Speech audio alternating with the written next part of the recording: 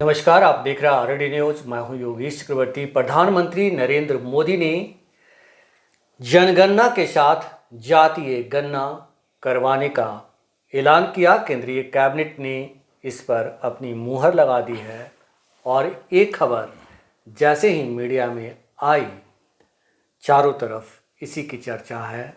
कोई कह रहा है कि पीएम मोदी ने एक बार फिर चौंकाने वाले फैसले लिए। पीएम मोदी ने पलक झपकते ही विपक्ष के मुद्दे को अपने पक्ष में कर लिया। तो कोई कुछ बला बला बला, मतलब कि प्रधानमंत्री मोदी की कसीदे गढ़ने से मीडिया कोई कसर नहीं छोड़ रहा। लेकिन क्या प्रधानमंत्री नरेंद्र मोदी ने ये फैसला सचमुच विपक्ष को मात देने के लिए लिया, या फिर किसी सच को छुपाने के लिए, या फिर लोगों का ध्यान भटकाने के लिए? इन तमाम पहलुओं पर हम बात करेंगे। हमारे साथ एक्स आईएएस अधिकारी ओम प्रकाश यादव जी हैं। आइए इन्हीं से समझते हैं। सर, आप कैसे देखते हैं इस फैसले को? देखिए, एक चीज़ तो तय है कि नरेंद्र मोदी जी का यह स्टेप, कल ही जब न्यूज़ आना शुरू हुआ कि cabinet committee on political affairs बैठक लेने जा रही है, तो आपके दर्शकों को बता दें कि कैबिनेट में जो कमेटी होती है, बहुत सारी कमेटीज़ होती है, उसमें पॉलिटिकल अफेयर्स की कमेटी को सुपर कैबिनेट कहा जाता है। महत्वपूर्ण फैसले यही कमेटी लेती है। तो मेरे ध्यान में आया कि संभवतः पाकिस्तान से रिलेटेड कुछ निर्णय होंगे, ब्रेकिंग न्यूज आ रहा था। लेकिन ये निर्णय हुआ तो इससे दो तीन चीज़ स्पष्ट है। पहला कि विपक्ष के नेता लाख चिल्लाएं, उन लोगों को मुद्दा विहीन तो कर ही दिया। आप इसको ऐसे समझिए कि जनगणना के बारे में दो तीन फैक्ट्स, कॉन्स्टिट्यूशनल और लीगल, हम आपके दर्शकों को बता देते हैं। जनगणना पहली जातीय आधारित जनगणना, कास्ट बेस्ड सेंसस, अंतिम रेदर जो हुआ था वो 1931 में हुआ था। ब्रिटिश ने कराया था। उस वक्त 4000 जातियों को चिन्हित किया गया था और सभी जातियों को 3 वर्ग में रखा गया था: शेड्यूल कास्ट, शेड्यूल ट्राइब्स और अन्य। उस समय ओबीसी वगैरह का कोई कॉन्सेप्ट नहीं था। बाद में इसको डिसकंटिन्यू कर दिया गया कई एक कारणों से। आज़ाद देश में पहला प्रयास किया गया था बैकवर्ड्स के आरक्षण वगैरह, जिसकी बात अभी सब लोग करते हैं, सब तमाम विपक्षी दल। इन 1953 में कालेलकर की कमेटी बनी थी, कमीशन बना था। उन्होंने 55 में रिपोर्ट दिया था, लेकिन कांग्रेस ने उसको लागू नहीं किया। ये सब तथ्य है जो जानना चाहिए। तो कई बार लोगों को लगता है कि कांग्रेस का ये मुद्दा था। कांग्रेस का ये मुद्दा था 2011 में जो सेंसस हुआ था, तो कांग्रेस ही सरकार में थी जी। उस वक्त के। अभी तो बहुत सारे जो दल हैं उसी के कॉन्स्टिट्यूएंट थे, तो आपने क्यों नहीं कराया? बिल्कुल। तो आप चिल्ला रहे हैं, तो फैक्ट तो पब्लिक समझेगी ना। दूसरा प्रयास किया गया था मंडल कमीशन। तो बीपी मंडल की अध्यक्षता में जो कमीशन बना था वो 79 में बना था, उसका रिपोर्ट 80 में आया था, लेकिन वो लागू हुआ 90 में। उस वक्त बताया गया कि 52% देश में जो जातियां हैं वो ओबीसीज है और उसके लिए 27% आरक्षण की का रिकमेंडेशन किया था। उसके बाद अकॉर्डिंगली हुआ, वो आप सब लोग जानते हैं। दूसरा एक फैक्ट बता देते हैं कि सेंसस संविधान के प्रावधान के अनुसार सिर्फ केंद्र सरकार करा सकती है। उस लिस्ट होता है, सेंटर स्टेट कंकरेंट लिस्ट बोलता है, अनुच्छेद 246 में शेड्यूल 7 में सेंसस की व्यवस्था है। तो इससे कोई इनकार नहीं करेगा कि नरेंद्र मोदी ने राजनीतिक तौर पर एक ऐसा निर्णय लिया है कि ये सब जो है ना, समझिए कि आप इसको ऐसे कह सकते हैं कि सभी विपक्षी दलों के इशूज पर ये सर्जिकल स्ट्राइक है। उस सबको एक तरह से मुद्दा भी लाख चिल्लाते रहे कि मेरे प्रेशर से हो गया, मेरे प्रेशर से हो गया। तो आपके प्रेशर से हो गया, तो आप लोग भी तो 14 के पहले सरकार में थे, तो आप लोगों ने क्यों नहीं निर्णय लिया? तो ये तो कर ही दिया। पर अब दूसरी चीज़, एक और महत्वपूर्ण चीज़ को समझिए, इसका राजनीतिक महत्व को समझने का प्रयास कीजिए। पहला, इस साल चुनाव है विधानसभा का बिहार में। जी। तो ये मुद्दा गर्म रहेगा। तो जो मुद्दा को आप भंजाता विपक्षी दल, इंडिया गठबंधन या महागठबंधन यहाँ कह लीजिए, तो आप बहुत ज़्यादा चिल्लाइएगा, बहुत ज़्यादा कहिएगा कि मेरे कारण हुआ है। तो ये नैरेटिव सेट करना बड़ा मुश्किल है कि आपके कारण हुआ। बिल्कुल। तो काउंटर भी तो होगा, तो आपके कारण होगा, तो पहले आप क्यों नहीं किए थे। नंबर 2, जो सबसे महत्वपूर्ण चीज़ है, पार्लियामेंट का चुनाव, अगला चुनाव कब होगा? 2029 में। ये सेंसस ऑपरेशन कब शुरू होगा? 30 में। उसके बाद डिलिमिटेशन होना है, आपको पता है कि डिलिमिटेशन के पहले सेंसस होना है। तो यानी ये 5 साल तक पूरा पॉलिटिकल डिस्कोर्स को मोदी जी ने तय कर दिया। नरेंद्र मोदी जी का राजनीतिक स्ट्रेटजी का यूएसपी यही है। और राजनीति में इस चीज़ को समझिए कि नैरेटिव कौन सेट करता है। तो जो नैरेटिव सेट करता है ना, अंततोगत्वा जीत उसी की होती है। हाल के कुछ वर्षों में, खास करके जो 2024 का लोकसभा का चुनाव था, उसमें हम लोगों ने कई बार देखा था कि ये जो प्रक्रिया है नैरेटिव सेट करने का, ये रिवर्स हो गया था। कई बार कांग्रेस या विपक्षी दल नैरेटिव सेट करते थे, जैसे कास्ट के पॉलिटिक्स का नैरेटिव्स, संविधान बचाओ का नैरेटिव्स। ये सारे जो नैरेटिव्स थे, ये सेट करने शुरू कर दिए थे विपक्षी दल, जिसका खमियाजा नरेंद्र मोदी को हुआ। 2024 के चुनाव में मात्र 240 सीट पर सिमट गए। लेकिन सर 2024 में ये कह रहे थे 400 पार का नारा दे रहे थे। इसके साथ उन्होंने नैरेटिव सेट करने की कोशिश की महिला आरक्षण को लेकर के। महिला आरक्षण को लेकर के इन्होंने कहा कि हम महिलाओं को आरक्षण देंगे और उसके लिए बिल भी पास किया। लेकिन तो आप ही का बात हम बता रहे हैं ना। जी। तो वही बात तो हम बता रहे हैं कि ये नैरेटिव सेट कर रहे थे, लेकिन अंतिम जो 3 चरण का चुनाव था, या लगभग 4 चरण का अंतिम का जो चुनाव, 3 चरण को मान लीजिए, उसमें ये प्रक्रिया रिवर्स हो गई। उसमें नैरेटिव्स जो है वो सेट करने लगा कांग्रेस। क्या सेट किया? संविधान बचाओ। क्या सेट किया? आरक्षण बचाओ। जी। क्या सेट किया? बैकवर्ड की पॉलिटिक्स। क्या सेट किया? दलितों और फलाने की पॉलिटिक्स।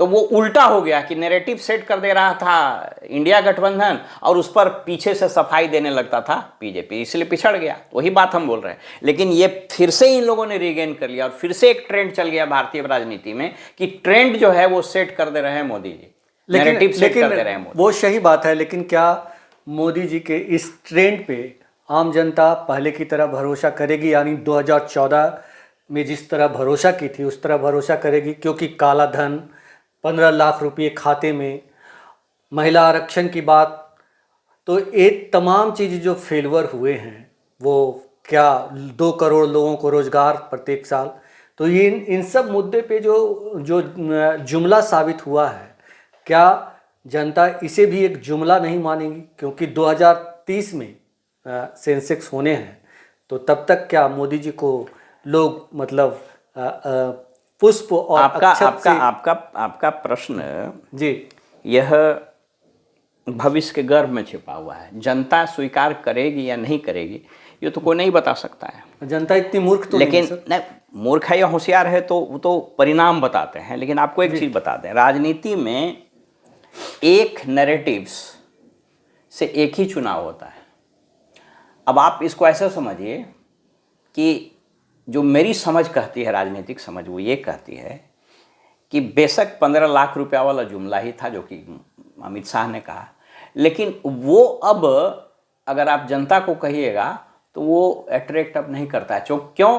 क्योंकि वो तीर आप चला चुके, वो तीर विपक्ष चलाया। तो याद रखिए कि राजनीति में एक हथियार, एक जो आपका वेपन है, वो एक ही बार यूज होता है। इसलिए फिर विपक्ष वही गलती करेगा अगर ये इन चीज़ों को उठाना शुरू करेगा कि भाई ये जुमलेबाजी है, 15 लाख पैसा नहीं आया, रोजगार नहीं दिया, ये जैसी करेगा तो ये फिर फंस जाएगा।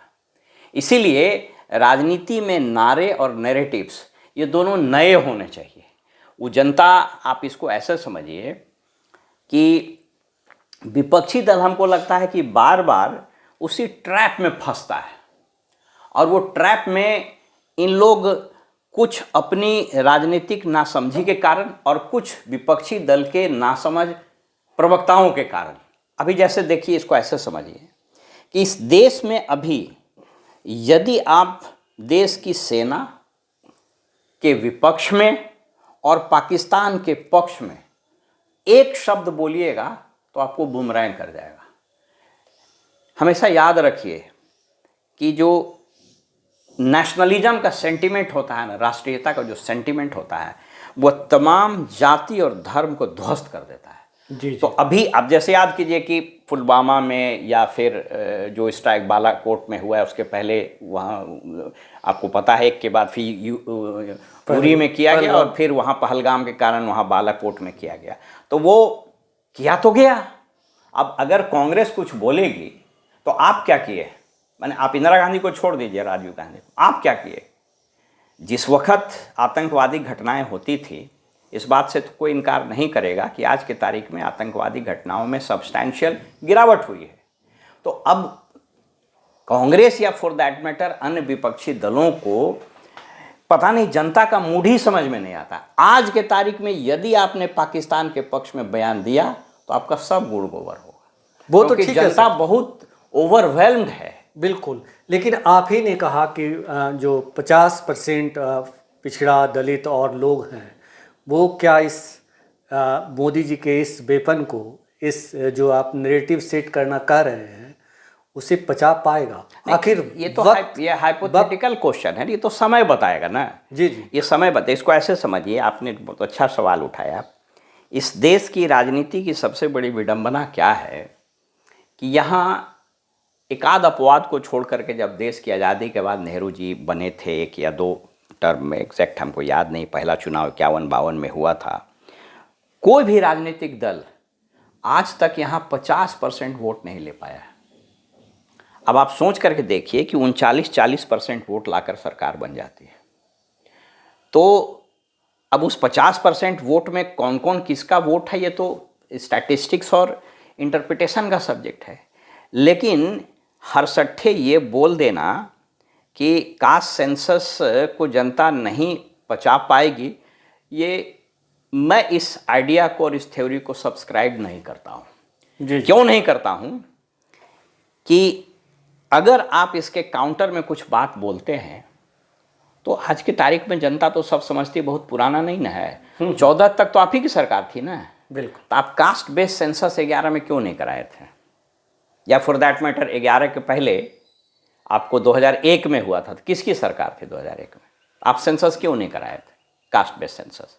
तो ये तो आप बात बोलिएगा तो आपको उल्टा पड़ जाएगा ना। तो वो तो उल्टा वेपन, इसको बोलता है सेल्फ गोल करना, तो सेल्फ गोल कर ले। हाँ, ये बात आप भले अभी चिल्ला चिल्ला के सब जगह बोलिए कि साहब मेरे, और इस बात से हम सहमत भी हैं कि कहीं ना कहीं विपक्ष का ये जो पूरा कैंपेन चला कि कास्ट बेस्ड सेंसस होना चाहिए, कास्ट बेस्ड सेंसस होना चाहिए, आरक्षण बचाओ, पिछड़ों की राजनीति हो, इसने बीजेपी पर बहुत दबाव डाला है। यह इससे हम सहमत हैं, क्योंकि अगर दबाव नहीं डाला होता तो कदाचित ये निर्णय नहीं होता। दबाव जरूर डाला है, क्योंकि इन्हीं मुद्दों ने 2024 के चुनाव में बीजेपी का नंबर्स घटा करके 240 तक पहुंचा लेकिन दिया, सर, उसको बहुमत नहीं मिला। जो टाइमिंग है, जो टाइमिंग पे इतने बड़े फैसले लिए गए हैं, क्या ये फैसले मजबूरी के फैसले हैं या भटकाने वाले फैसले हैं? कैसे देखते हैं? नहीं, हम भटकाने वाला नहीं ले रहे हैं, लेकिन हम मजबूरी वाले में टू सम एक्सटेंट हम एग्री करते हैं। आपको बताया अभी ना कि ये प्रेशर माउंट, इसको ऐसे समझिए, आप दोनों की राजनीति को जरा समझिए। तमाम विपक्षी दल जो भी है वो एनडीए के और खासकर बीजेपी के इस स्ट्रेटजी से परेशान है कि वो गाहे बगाहे सनातनी, नेशनलिज्म, हिंदुइज्म, राष्ट्रवाद, सांस्कृतिक राष्ट्रवाद आदि मुद्दों पर वो हावी हो जाता है। इस बात से कोई इनकार नहीं करेगा कि इस महाकुंभ में 40, 50, 60 जो भी आंकड़े आए, करोड़ों लोगों ने स्नान किया। इसका राजनीतिक महत्व ये है कि इसने बीजेपी को एक तरह से चैंपियन बना दिया, और राजनीतिक मूर्खता का आलम यह था विपक्षी दलों का कि अनावश्यक रूप से जिसमें बयान नहीं देना था उसमें लोगों ने बयान दिए। अब जैसे इसको आप ऐसा समझिए, पॉलिटिक्स जो होता है ना, यह 24/7 चलता है। तो ये घटना पहलगाम में हुई, इस पर बीजेपी राजनीति नहीं कर रही है, ये मानने का कोई कारण नहीं। राजनीति करती है और सब करता है, दुर्भाग्यपूर्ण सत्य है ये। लेकिन कांग्रेस का मूर्खतापूर्ण बयान और उसके एक्स हैंडल पर एक सिर गायब करने वाली तस्वीर, ये सब कितना महंगा पड़ा है। आप जनता के सेंटिमेंट को भी समझिएगा ना। देखिए, यह देश जो है ना, राष्ट्र एज सच की जब हम बात करते हैं तो उसमें सब चीज़ गौण हो जाता है। आप इसको आप समझिए ऐसे, बाकी सभी अलग अलग टाइम जोन पर कास्ट, रिलीजन, बाकी सब चीज़ हावी होगा, लेकिन एक बार किसी कारण से ऐसी चीज़ें उभरती है तो ये सारा चीज़ को गौण कर देता है। तो दो हथियार, अगर मैं इसको आपको एक सिंपल वे में आपको बताऊं तो बीजेपी ने दो हथियार चला दिया है, दो तीर चलाया है। पहला तीर कि पहलगाम के बाद जिस तरह का नैरेटिव सेट हुआ, जिस तरह के कैंपेन चले, जिस तरह का मीडिया, तो खैर ठीक है, मीडिया भी बहुत ओवर, माने जिसको बोलते हैं ना, वो ओवर एक्ट करने लगता है, वो कई बार अपच हो जाता है। बहरहाल जो भी हो, लेकिन इसके बाद पूरा देश का सेंटिमेंट ये कह रहा है कि कार्रवाई हो, और ख़ास करके इंडस वाटर ट्रीटी को अबेंस में रखना, वीज़ा टर्मिनेट कर देना, लोगों को यहाँ से बाहर करना, बड़ी संख्या में अवैध बांग्लादेशियों का पकड़ करके बाहर किया जाना, ये सभी राष्ट्रीय सुरक्षा के मुद्दे हैं और इसको राजनीति से अलग करना चाहिए। मार इन लोग यहीं पर खाता है। अब आप सोच करके देखिए कि बांग्लादेश में, इस बात से कौन इनकार करेगा, आप आंकड़े उठा के देख लीजिए। 1971 में जहाँ लगभग अगर हम उसको ठीक से याद हो तो 22 या 23% हिंदू था, जो अब घट करके हो गया है 8% से भी कम। जहाँ पाकिस्तान में हिंदुओं की आबादी सब्सटैंशियल थी, अब घट करके 1% के आसपास हो गया। अब इस पर तो ये लोग नहीं बोलता, हिंदू पर एट्रोसिटी होती है तो कहाँ ये लोग बोलता है।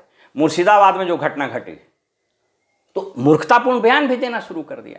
तो ये तो पहला मैं बता रहा था कि बीजेपी का पहला तीर क्या है, पहलगाम के बाद पूरे देश के मूड को अपने पक्ष में करना, नंबर 1। नंबर 2, मोदी जी को जरूर ये लग रहा था कि कहीं ना कहीं बिहार के चुनाव में जाति, आरक्षण, संविधान बचाओ, ये सब कुछ न कुछ उनको डैमेज करेगा। अब इस निर्णय ने यह बॉल जो है वो जनता के कोर्ट में डाल दिया है। अब ये जनता इसको कैसे लेगी ये तो कहना बड़ा मुश्किल है, क्योंकि राजनीति में बड़े बड़े साइकोलॉजिस्ट भी फेल करते हैं। लेकिन ये दो हथियार से एक साथ अब विपक्षी दलों को काउंटर करना होगा 2025 के चुनाव में, ये एक महत्वपूर्ण प्रश्न है। जी जी, लेकिन मेरा प्रश्न सर आपसे ये है कि पहलगांव को जिस तरह से आप पॉजिटिव वे में मोदी जी के लिए आप पेश कर रहे हैं, तो कुछ लोग तो इस पे सवाल भी उठा रहे हैं। नहीं, हम और एक इस तरह का सवाल उठा रहे हैं जो कहीं ना कहीं राष्ट्रभक्ति की बात कहें या देश प्रेम की बात कहें या फिर वही नेशनलिज्म की बात करें, इस वजह से लोग जो है किस तरह का सवाल उठाते हैं, खुलकर नहीं बोल रहे। किस तरह का सवाल पहलगाम में जो कुछ हुआ उस पर कई लोग तो ये भी बोल रहे हैं कि क्या ये जैसे कि पुलवामा अटैक को लेकर कहा जाता था, उस तरह से सवाल तो उठ ही रहे हैं। I strongly denounce it. जो इस तरह की बात कर रहे हैं वो राजनीतिक रूप से नासमझ हैं या परवर्टेड हैं। मतलब इस तरह की बात बोलना न सिर्फ राजनीतिक नासमझी है, बल्कि नासमझी, और एक तरह से आप इसको समझिएगा कि ये एक माने I don't find appropriate word for that. इस तरह की बात भी अगर कोई मीडिया में कहता है तो तमाम उन लोगों के बारे में वो गाली दे रहा है जो 26 जाने चली गई। देखिए, आप इसको ऐसे समझिए, जो लोग इस बात पर सवाल उठाते हैं, आपके कहने का मतलब मैं समझ गया, आप ये पूछना चाह रहे होंगे कि कुछ लोगों का ये कहना है कि ये स्टेट स्पॉन्सर्ड है, इन्हीं लोगों ने करवा दिया। जिन लोगों ने बात की पुलवामा का कि ये मोदी की सरकार ने करा दी, क्या कोई एविडेंस दिया उसने? ये जो शर्मनाक बात है भाई। लेकिन मोदी जी ने भी तो एविडेंस नहीं दिया। नहीं, सरकार क्या सुरक्षा में चूक हुई कि नहीं? सुरक्षा का चूक अलग इशू है। दोनों दो चीज़ है। प्रशासनिक चूक हो जाना, सुरक्षा में फेल कर जाना, आसूचना तंत्र का ध्वस्त हो जाना, ये एक अलग इशू है। लेकिन ये कह देना कि इसने करवा दिया है, ये तो अत्यंत ही माने दुर्भाग्यपूर्ण बात है जो लोग इस तरह की बात करते हैं। मतलब हम एक सिरे से खारिज करते हैं इसको। इस बात पर चिंता की जा सकती है। जैसे आपको बता देते हैं, यहाँ तो राजनीति में इतने नासमझ लोग हैं। आप 9/11 जब हुआ था घटना अमेरिका में, उसके रिपोर्ट को आप पढ़िए, वेबसाइट पर उपलब्ध है। उसमें हम आपको अंतर बता देते हैं कि हिंदुस्तान की राजनीति और बाकी जो डेवलप्ड मुल्क है उसकी राजनीति में कितना अंतर होता है। 9/11 2001 में जो घटना घटी, इतनी बड़ी आतंकवादी घटना अमेरिका में कभी नहीं घटी थी। उसके बाद 10 मैन कमीशन बनाया गया। उस 10 मैन कमीशन में 5 डेमोक्रेट्स थे और 5 रिपब्लिकन्स थे, यानी एक सरकारी पक्ष के थे और एक विपक्ष के थे। उसका पूरा रिपोर्ट 800-850 पन्ने का है, उसका जिस्ट 35 पन्ने का, और पूरा रिपोर्ट हम पढ़ें। अगर उस तरह का रिपोर्ट यहाँ आ गया होता तो यहाँ तो लोग आग लगा देता विपक्षी दल। वहाँ सरकार पर जितने गंभीर प्रश्न उठाए, लेकिन वो उठाए आसूचना तंत्र, वो चेन ऑफ कमांड, माने उसने यहाँ तक उठाया था कि FBI और CIA दोनों में कोऑर्डिनेशन का अभाव था। उसमें एक जगह रिपोर्ट लिखा है, एक वहाँ एजेंसी है FAA बोलते हैं, फेडरल एविएशन अथॉरिटी। जब ये घटना घटी तो वो रिपोर्ट के हवाले से कहता है कि उसको समझ में ही नहीं आ रहा था कि वो ऑर्डर किससे ले। इस तरह की यहाँ बात होती तो आग लगा देता। ये प्रशासनिक चूक हो सकती है। सुरक्षा, और एक चीज़ याद रखिए हमेशा कि सुरक्षा जो ऐसा शब्द है ना, कि ये कभी भी अभेद नहीं हो सकता है। हर जगह सुरक्षा कर्मी हो वो भी अच्छी बात नहीं होती है। और कहा जाता है कि टूरिज्म जो होता है ना, टूरिज्म का सिक्योरिटी, परसेप्टेबल सिक्योरिटी, दोनों दो धुरी का चीज़ है। आप इसको ऐसे समझिए, आप अपनी पति पत्नी बच्चों के साथ किसी पार्क में गए हैं घूमने खाने के लिए, अगर वहाँ 50 गो सिपाही हो तो आप असहज फील कीजिएगा। इसलिए प्रयास ये किया जाता है कि टूरिज्म जहाँ फलता फूलता है वहाँ इस तरह का माहौल नहीं हो। हाँ, ये इस बात से हम सहमत हो सकते हैं कि सिक्योरिटी इंटेलिजेंस का फेलियर या कमी रही होगी, लेकिन ये कोई कह दे कि सरकार ने करा दिया, साहब ये बहुत शर्मनाक है। इस तरह की बात जो लोग करते हैं, सवाल उससे इत्तेफाक हम ये नहीं कर, लोग सोशल मीडिया पे कहीं ना कहीं आप बहुत सारे ऐसे क्लिप आते हैं जिसमें ये कहा जा रहा है कि भाई ये कैसे हो गया, क्या कर रही थी सरकार। वो वहां तक सहमत है, सरकार संदेह के घेरे में। देखिए मैंने कहा ना कि it may be intelligence failure, it may be administrative failure, यहाँ तक हो सकता है। और वो सरकार का वो दायित्व तो भी है, अगर कहीं कुछ होगा सरकार को ही बोलेगा। लेकिन सोशल मीडिया, कॉलेज और व्हाट्सएप यूनिवर्सिटी में जितने लोग लिखते हैं सभी कितने काबिल हैं, वो किसी से छिपा हुआ ना, हम उस पर बात नहीं करते हैं। लेकिन मेरा स्पष्ट ये मानना है कि यह घटना एक बहुत बड़ा चुनौती है इस देश पर, और यह घटना प्रशासनिक और इंटेलिजेंस के फेलियर की तरफ इशारा करता है। लेकिन यह घटना कोई सरकार करा देगी, ये सिंपल अनथिंकेबल है। और अगर कोई ऐसा आदमी कहता है तो it is a case of mental bankruptcy. हम इसमें स्पष्ट हैं और इन चीज़ों में हम कभी समझौता नहीं करेंगे। नंबर 2, जिस तरह का रिस्पांस मोदी की सरकार ने ली है, आज तक ये जितने सरकारें रहीं, नेशनल फ्रंट की और UPA की सरकारें रही, खास करके जब राजीव गांधी के बाद का, तो क्यों नहीं लिया था? इतने घटनाएं हुई, क्यों मेमियाता रहता था? आप सोच करके देखिए ना, किसी ने आज तक हिम्मत किया था? इंडस वाटर ट्रीटी को अबेंस में रखना एक बहुत बड़ा कदम था। तो इतना डेटरेंट हुआ है इससे कि आज तक कितनी बार सर्जिकल स्ट्राइक हुआ है। लेकिन सर, इंडस वाटर की जो बात कर रहे हैं आप, जिसे रोकने की बात की जा रही है, क्या ये संभव है? नहीं, वो एक अलग इशू है। देखिए उस पर कभी आप बात करिए। सर, जब ख्याली पुलाव ही पकाने हैं, खाने हैं, तो कुछ भी खा सकता है इंसान। आप अगर हम ये बात किसी से पूछें, जो लोग बात बोलता है उससे जरा पूछिए कि इंडस वाटर ट्रीटी क्या पढ़ा है। सर मैं ही बोल रहा हूँ। नहीं, आप बताइए ना हमको। देखिए इसके 2 चीज़ होते हैं, इसके 2 पहलू। इसको ऐसे समझिए, इंडस वाटर ट्रीटी 6 नदियों के बंटवारा का नाम है जी। इस बात से हम सहमत हैं कि उसके सारे पानी को आप अभी नहीं रोक लीजिएगा, लेकिन सारे पानी नहीं, कुछ भी पानी को तत्काल नहीं रोक पाएंगे। आप समझिए ना। जी। सिर्फ पानी रोकने की बात नहीं है। एक तुलबुल बन रहा है वहां पर बांध, तुलबुल डैम। वो तुलबुल डैम 86-87 से ही रुका पड़ा है पाकिस्तान के ऑब्जेक्शन के कारण। जैसे ही हमने इस इंडस वाटर ट्रीटी को अबेंस में रखा, इसका मतलब कि हम उसके शर्तों को अब नहीं मानते हैं। इसका मतलब कि हम वो सारे काम कर सकते हैं जो मेरा रुका पड़ा हुआ है। खाली पानी रोकना एक बात नहीं होता है।